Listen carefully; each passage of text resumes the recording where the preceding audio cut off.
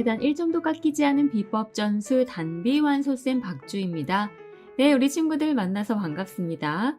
네, 이제 1학기 마지막 대단원이죠. 6단원 이야기를 시작할 시간인데 6단원은 자원을 둘러싼 경쟁과 갈등이라고 해서요. 온통 자원에 대한 이야기를 해볼 거예요. 자, 우리가 보통 자원이라고 하면 석유, 석탄 뭐 이런 것들 떠올리죠. 자, 그런 이야기 해볼 거예요. 자, 그럼 첫 번째 단비 개념 주제부터 확인하죠.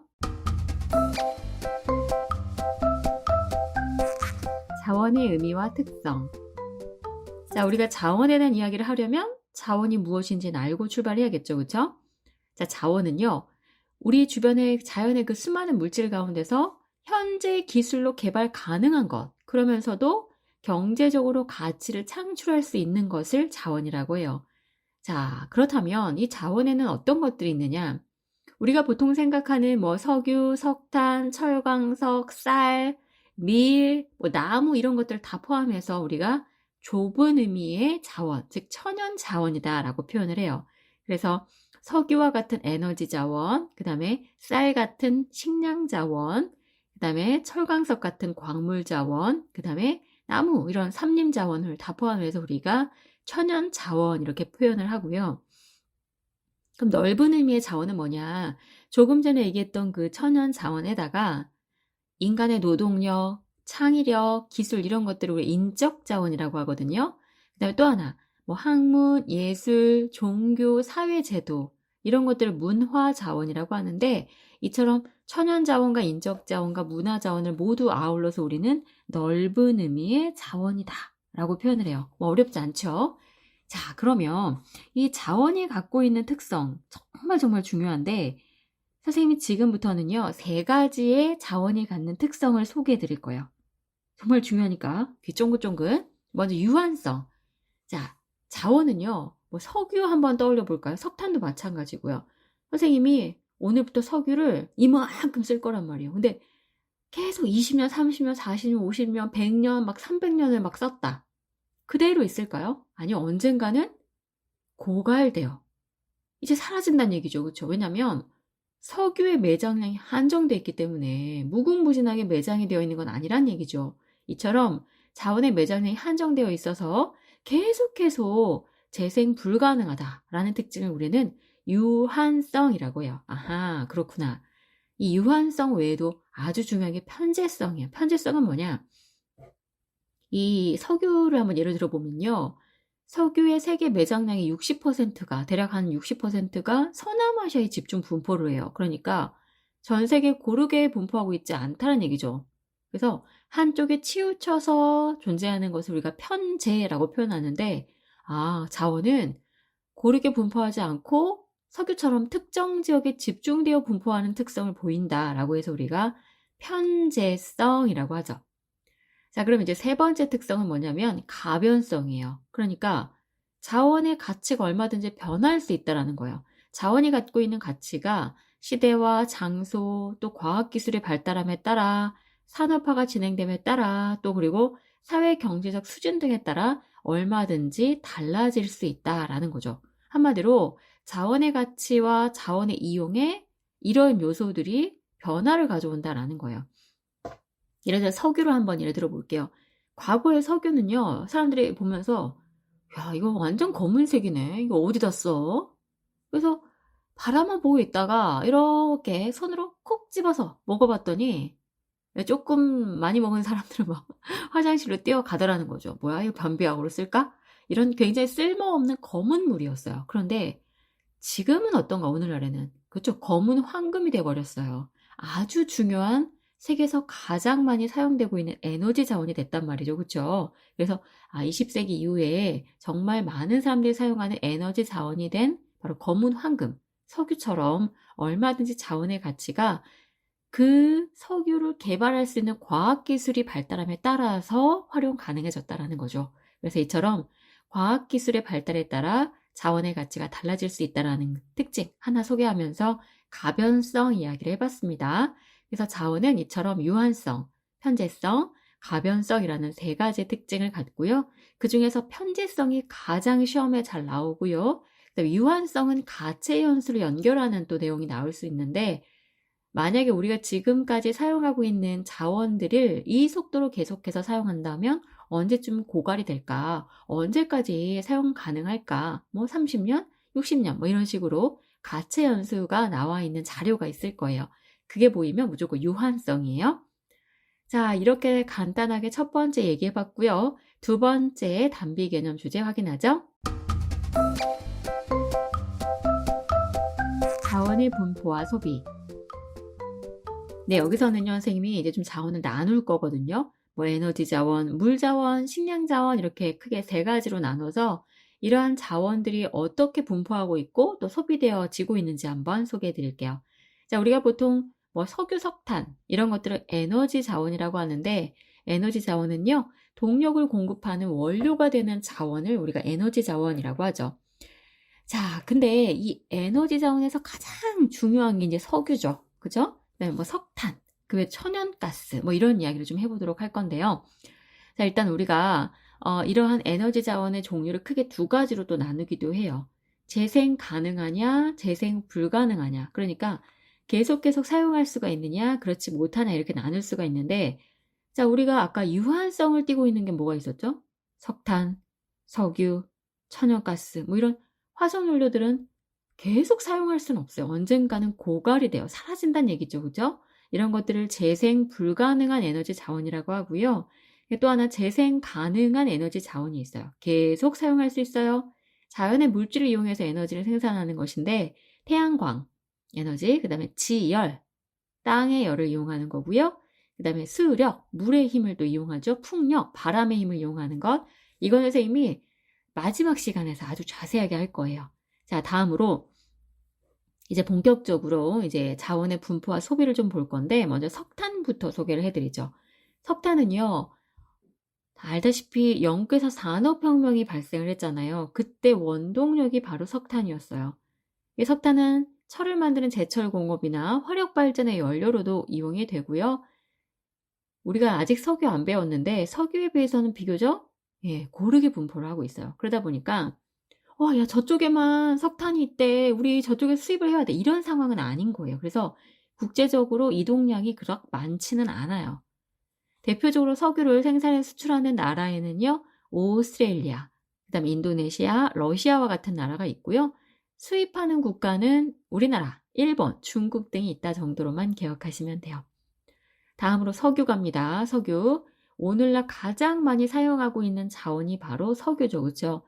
석유는요, 어디에 이용이 될까? 선생님이 붕붕이 타고 출근하다가, 휘발유가 떨어졌네. 그럼 붕붕이가 멈춰버려요. 그쵸? 그래서 휘발유를 적당하게 채워줘야 되는데, 자동차의 연료로 사용하죠.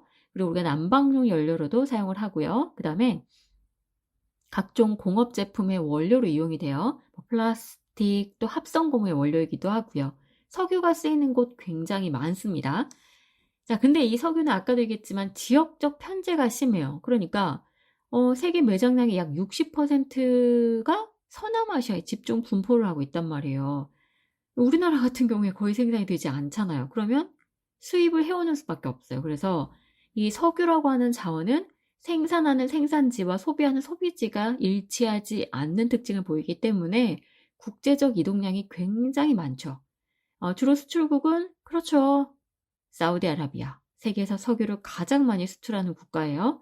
그 다음에 또 이란, 이라크 뭐 이런 중동에 있는 국가들이고요.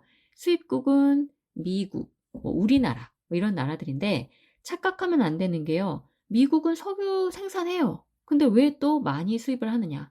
그만큼 산업이 발달하고 생활 수준이 높죠. 그러다 보니까 많이 써요. 그래서 생산도 하지만 수입도 많이 하는구나 라고 연결하시면 되고요. 자, 그 다음에 우리나라 대부분 수입에 의존하고 있죠. 그래서 우리가 석유를 수입하는 국가는 좀 산업이 발달한 지역이다라고 보시면 돼요. 다음으로 천연가스 간단하게 볼게요. 이 천연가스는 에너지 자원 중에서 오염물질을 비교적 적게 배출하는 그런 자원이에요. 근데 이 석유 매장 지역이 축복받은 게 뭐냐면요. 석유가 매장되어 있는 지역하고 천연가스가 매장되어 있는 분포하고 있는 지역이 대체로 일치를 해요. 축복받았죠. 그렇죠? 그래서 최근에는 이 천연가스를 저장하고 또 그것을 운반할 수 있는 기술이 발달하면서 더욱더 많은 이동이 이루어지고 있고요. 도시가스와 연료로도 이용이 되고 있다 정도로만 좀 기억을 하시면 되겠어요. 이제 선생님 물 자원 이야기를 할게요. 물, 와, 우리가 살아가기 위해서 꼭 필요한 게 물 아니겠어요, 그렇죠? 살아가기 위해서 꼭 필요한 자원이 물이고요. 다른 어떤 걸로도 대체할 수가 없는 게 바로 물 자원이죠. 근데 안타깝게도 이 물 자원이요, 전 세계 불균등하게 분포하고 있어요. 그러니까 풍부한 지역도 있고 부족한 지역도 있어요. 풍부한 지역은 그렇죠?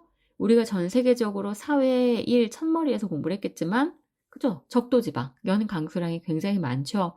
이런 적도지방은 물이 풍부하지만 연 강수량이 적은 사막과 그 주변 지역은 물 자원이 부족해요. 물 자원이 이렇게 지역적 편제성을 띠는구나. 이 물은요, 생활하는데 우리가 세수하고 음식하고 또 농사 짓는 농업 용수로도 이용이 되죠. 그 다음에 공업 용수로도 당연히 이용이 되고요. 그 다음에 물을 이용해서 수력발전, 에너지를 생산하는데 수력발전에도 이용이 되고요. 정말 많은 곳에 사용이 되고요. 건조한 기후지역보다는 촉촉한 습연기후 지역에서 많이 소비가 되고 있다 정도로만 기억해 두시면 돼요. 자, 그 다음에 이제 식량자원 넘어갑니다.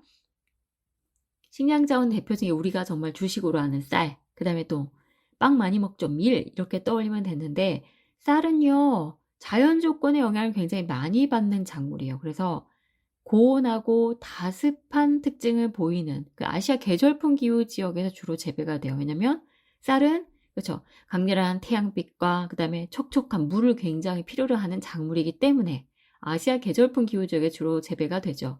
그래서 우리가 알고 있는 동남아시아 지역에도 굉장히 생산이 많이 되고요. 그 다음에 그냥 생산지에서 대부분 소비가 이루어져요. 그곳에 많은 인구가 모여있기 때문에. 그래서 국제 이동량이 적다라는 특징. 자, 반면에 밀은요, 쌀보다는 성격이 덜 까칠해요. 서늘하고 건조한 기후 지역에서 재배가 가능하기 때문에 전 세계적으로 널리 재배가 되고 있고요. 또 뭐 우리가 쌀에 비해서 재배 면적을 보았을 때도 훨씬 더 넓죠. 그래서 뭐 미국, 오스트레일리아 등지에서 주로 생산해서 수출을 하고 있고요. 소비하고 있는 소비지도 굉장히 넓어요. 그래서 좀 국제 이동량이 많은 편이다라고 볼 수가 있죠. 자, 이렇게 두 번째 단비 개념 주제까지 정리했습니다. 자, 이제 세 번째 단비 개념 주제로 넘어가죠. 자원 갈등 및 자원 확보 노력. 네, 여기서는요, 자원을 둘러싼 갈등, 그 다음에 자원을 더 많이 확보하기 위한 노력, 이런 것들을 정리해 볼 건데, 자, 먼저, 석유 자원을 둘러싼 갈등이 가장 심각하죠. 왜냐면, 오늘날 가장 많이 사용하는 중요한 에너지 자원이면서, 또 아까 얘기했듯이 편제성이 굉장히 크단 말이에요. 그러다 보니까, 석유를 주로 소비하는 소비국과 석유를 보유하고 있는 보유국 간의 갈등이 계속되고 있고요. 그런 가운데 자원 민족주의가 강화가 됐는데, 자원 민족주의가 더욱더 확대가 되고 있다. 자원 민족주의가 뭐냐? 내가 석유를 많이 갖고 있는 나라예요. 그러면 그 석유 자원을 무기화하는 거죠. 그래서 우리나라의 경제적, 정치적 이익을 추구해버리는 거죠. 그렇구나. 한마디로, 자신이 보유한 석유라고 하는 자원을 이용해서 경제적 이익을 극대화하고자 하는 움직임이 자원 민족주의예요. 그래서 그 결과 석유 수출국 기구가 만들어졌는데, 석유를 주로 생산해서 수출하는 국가가 오펙이라고 하는 석유 수출국 기구를 만든 거죠. 그래서 석유 생산량이나 공급량을 조절하고 있고요. 세계 석유 시장에서 차지하는 점유율이 굉장히 높죠. 자, 그래서 영향력이 굉장히 크구나. 자, 그 다음에 석유 자원을 둘러싼 갈등 대부분이 석유 자원의 소유권, 그 다음에 그 자원을 운반하는 수송로 확보를 둘러싼 국가 간의 이해관계가 겹치면서 갈등이 발생하고 있는데, 대표적인 지역이 카스피해. 요거는 좀 설명을 할게요. 자, 이 카스피해는요, 제2의 페르시아만이라고 불릴 만큼 석유와 천연가스가 정말 많이 매장이 되어 있어요. 그래서 그 주변의 연안국들, 뭐 러시아, 아제르바이잔, 이란, 투르크메니스탄, 카자흐스탄 이런 연안국 간의 경쟁이 굉장히 치열해서 이 카스피해를 바다로 볼 거냐, 호수로 볼 거냐 이러면서 더 많은 유전지대에 대한 영유권을 주장하고 있죠. 자, 그 외에도 뭐 북극해, 페르시아만 아부무사섬, 기니만 연안, 오리노코강 유역 등지에서 석유 자원을 둘러싼 갈등 계속 일어나고 있고요. 다음으로 이제 물 자원을 둘러싼 갈등인데, 자, 계속해서 인구는 늘어나고 있고 산업도 발달하면서 물은 많이 필요한데 그만큼 물이 공급되지 않는 지역도 있고 또 그다음에 사막화 현상이 계속 일어나면서 물이 계속 부족해지고 있단 말이에요. 그래서 이 물자원을 둘러싼 갈등도 심심치 않게 발생하고 있는데 여러 나라를 굽이쳐 흘러가는 하천을 우리가 국제하천 이렇게 이야기하거든요. 이 국제하천이 지나는 지역이랄지 또 강수량이 부족한 건조기후 지역이랄지 또 강수량 변화가 심한 지역에서 물자원을 둘러싼 갈등이 계속 일어나고 있죠. 그래서 뭐 나일강, 유프라테스강, 메콩강 등에서 물자원을 둘러싼 갈등이 가장 많이 빈번하게 일어나고 있는데 메콩강 이야기를 좀 해볼게요. 메콩강은 중국에서 출발해요. 중국에서 발원해서 뭐 라오스, 베트남을 지나서 바다로 쭉 흘러가는 국제하천, 즉 그러니까 동남아시아 여러 국가를 지나쳐서 흘러가는 국제하천인데 상류에는 중국이요. 우리는 더 많은 물을 확보할 거야 이러면서 상류에다가 댐을 건설한 거죠. 대형 댐을 건설해 버리니까 하류에 있는 국가들은 어떨까요? 그렇죠. 물이 오염돼 버리고 또 물이 부족한 문제가 발생하게 되면서 자, 중국에서 댐 건설했어요. 그랬더니 하류에 있는 나라들이 큰 피해를 입게 되는 거죠. 그래서 처음에 중국이 댐 건설하니까 라오스도 우리도 댐을 건설하겠다 이랬고 결국에 가장 하류에 있는 베트남에 정말 큰 피해를 입게 된 거죠. 이게 대표적인 물자원을 둘러싼 갈등이에요. 물론 그 외에도 식량 자원을 둘러싼 갈등 등 굉장히 다양한 사례들이 교과서에 나와 있을 텐데 꼭 한번 확인해 보시고요. 자, 오늘은 여기까지 정리할게요. 오늘은요, 자원의 특성 3가지 중요했고요. 자, 그 다음에 에너지 자원의 분포와 소비 중에서는 석탄, 석유 비교하는 문제. 석유가 국제 이동량이 훨씬 많구나. 교과서 지도 꼭 확인해 주시고 또 그 다음에 자원 갈등에서는 석유 자원을 둘러싼 갈등이 가장 시험에 잘 나옵니다. 그래서 같이 연결해서 기억해 두세요. 다음 시간에 자원 2번째 이야기로 만날게요. 고생 많으셨습니다.